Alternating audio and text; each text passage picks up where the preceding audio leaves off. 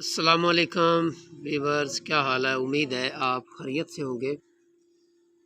आज मैं आपको अपना पार्क दिखाऊंगा जहां मैंने छोटे छोटे पौधे लगाए हुए हैं जिससे घर का किचन बड़ा आसानी से चलता है। ये सामने आपको पौधा नज़र आ रहा है, इसका नाम है लीमू का पौधा। ये देखने में बहुत छोटा पौधा है, यकीन करो 2 माह हमारे घर का किचन चलता रहा है। मैंने अपने घर में भी गमलों में पौधे लगाए हुए हैं जिससे घर का किचन चलता है। ये मेरा छोटा सा पार्क है, ये सामने लीमू नज़र आ रहा है। तो इसको लीमू इतने लगे हैं कि 2 माह तक, अभी छोटा सा बिल्कुल पौधा है, इसकी लंबाई चौड़ाई 3 फुट मुरब्बा है, आपको सामने नज़र आ रहा है। तो मेरा कहने का मकसद ये है कि आप भी अपने घरों में, छतों में आप लीमू का पौधा, माल्टे का पौधा, मुख्तलिफ़ किस्म के पौधे आप लगा सकते हैं जिससे आपके घर का किचन जो है वो चल सकता है।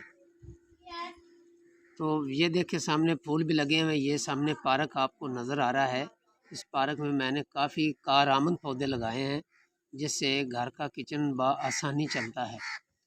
तो आप भी गमलों में लीमू का पौधा, करवंडे का पौधा, अनार हो गया, अमरूद हो गया, लोकाट का पौधा, एक लसूड़ा होता है ये, और उसके साथ एक पौधा होता है उसका नाम है कचनार। ये आप घरों में बड़े बड़े गमलों में लगा सकते हैं जिससे आपके घर का जो किचन है वो आसानी चल सकता है। तो जब आप, जिस वक्त आपका जी चाहे, आप ताज़ा नींबू तोड़ें और ख़ुद भी पिएँ और अपने मेहमानों को भी पिलाएं। ये एग्रीकल्चर में आता है, इससे गुर्दे का इलाज आसानी किया जाता है। और उसके साथ इसमें इसका अचार भी पड़ता है और टेस्टी अचार होता है। और बहुत, ये सदाबहार पौधा है, ये देसी पौधा नहीं है, ये सदाबहार पौधा जिसको हम चाइनीज़ लीमू कहते हैं।